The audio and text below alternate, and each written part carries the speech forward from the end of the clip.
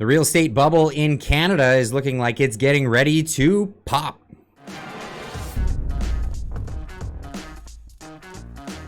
This from Better Dwelling, a great source for this kind of information. Canadian real estate prices fall further than expected due to yields. A lot of well, we're going to get into the bond yields here in a minute. The Canadian real estate outlook is getting dimmer, at least in the near term. TD Economics made downgrade to its forecast for home sales and prices. Interest rates have climbed higher than anticipated, and the bank warns that it will slow things down even further than thought. And we're seeing this, in the real estate market here in the town that I live in, for the first time ever in years, we're seeing houses that are on the market and, for multiple weeks, maybe months even, and the prices haven't not yet come down in some of these sales or some of the numbers that I'm seeing, but we'll see. There's some other data to indicate that prices are coming down in real estate.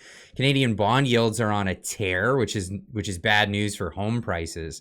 Interest rates impact Canadian mortgage rates, and those are on the rise. In particular, the Government of Canada 5-year bond yield is a key product influencing the 5-year fixed term mortgage rate. TD had forecasted it would peak at 3.75 back in June, but we're well past that point.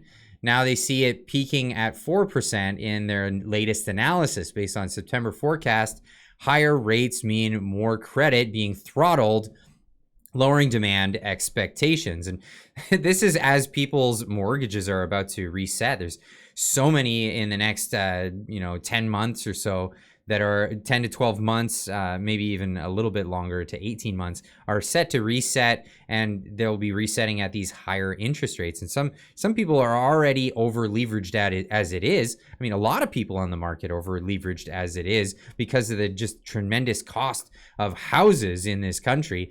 And this will put people largely underwater, and amortization rates can't go to infinity. This is going to mean that people's rates, monthly costs are going to go well above what they're able to afford. Higher mortgage rates are going to slow home sales and bring lower prices. As I was saying earlier, I'm seeing more houses sitting on the market and just staying where they are. If people need a quick sale, they're going to have to bring those prices down, and this is what's happening. More articles from them. Canada heard 2 real estate narratives from the Bank of Canada, but data only supports one. The Canadian interest rates are surging higher and setting up a hurdle for prices. So last week, when former Bank of Canada appeared on Bloomberg, his statement on prices being too high for current rates was clear, most including Bloomberg paired this with the mortgage rate burden. Clearly, the interest rates need to come down, right? That's not so clear if you've been paying attention to the Bank of Canada's previous research. More likely, high income prices are the ones that are getting dumped in this relationship. Now, I said this before on the channel that I thought that largely the reason why the interest rates did not go up just last month was because of political pressure. All the way here in British Columbia, the Premier of British Columbia, David Eby, got up and he begged for this to not go up. You saw Premier Doug Ford begging, other politicians begging the Bank of Canada not to raise interest rates, but people largely realizing that this is what's needed. But this is what he had to say in early September. BC's Premier says it's disturbing. The Bank of Canada is seriously considering hiking interest rates again. I'm hearing from British Columbians every day that are being crushed by the costs of daily life. And one of those big impacts that they're seeing is ever escalating interest rates. David Eby has sent a letter to the Governor of the Bank of Canada asking him to stop the hikes, writing, "The increased financial strain, poverty, and homelessness will lead to significant economic and social damage to our province and the country that will take years to repair."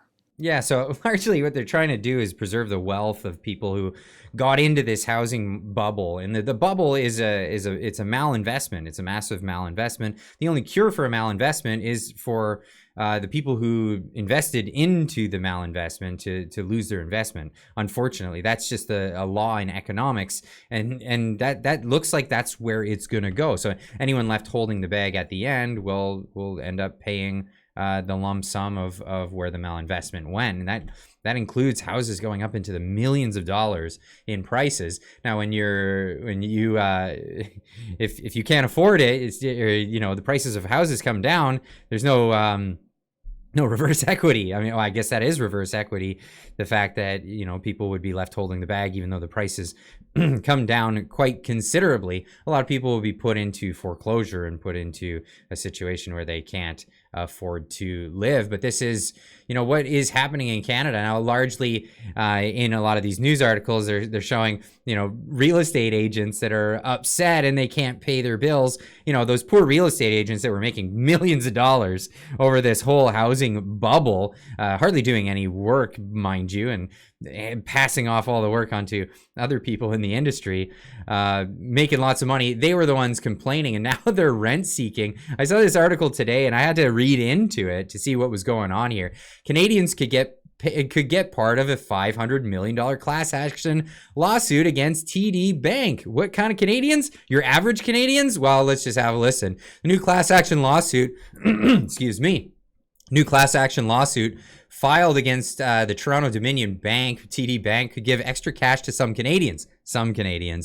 The proposed class action lawsuit alleges that TD Bank failed to pay or properly pay its mobile mortgage specialist vacation and or public holiday pay on their commissions, volume bonuses, and other non-salary payments. So the people that were making all kinds of, money hand over fist during this housing bubble, they're seeing their income starting to dry up. So they're rent seeking. They're looking for a place to get some money at this point. A notice from the legal team on Tuesday says that the statement of claim seeks the total damages of up to $500 million. Sorry, I had to give you that one. According to the lawsuit, which was filed in the Ontario Superior Court of Justice, over 1,000 mortgage specialists across Canada claim that they're experienced unpaid vacation and holiday pay for several years from TD Bank. The suit alleges that vacation and or holiday pay was owed, but not paid. It seems to me, tell me in the comments if you think I'm wrong on this one, but that seems like that's the direction that it's going. But Better Dwelling has a lot of articles about this stuff. This isn't an endorsement or anything. I just think that they're a great publication where you can get information about this stuff. Canadian Housing Investments is correcting at the fastest rate since the 80s bubble pop. Now, the 80s bubble wasn't as big as this bubble, so when it pops, yeah, you're going to see a massive correction on these housing prices. I mean, if you look at us versus US prices over the long term, now the scale goes all the way to 1975 up until, is it only till 2015? Wow. Here we go. If you go to next to that, it goes all the way to 2022.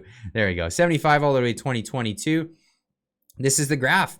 Well, Canadian houses were similarly, it seemed like there was a bit of a boom-bust cycle in Canada as opposed to the largely flat American prices that kind of go up with inflation every year. It seems right around 2005, there was a bit of an increase above the U.S. market. And then, of course, in 2008, the big crash that you saw in the U.S. kind of gave us a little downtick. And a lot of people will thank Stephen Harper for our strong economy at the time and low low interest payments on our debt. So he had a balanced budget at the time. But this is we still had an environment where people were speculating on the real estate market, and that is a thing. And as time went on, it kept going up, and then we saw a massive spike right in 2015. With the Justin Trudeau getting the job of prime minister, and obviously it spiking right back up again. after a small downfall, and then up here, and then now you saw a drop because of COVID. I think is the indication there, but here we are with, you know, a little bit of a downside, and a lot more downside looking to come.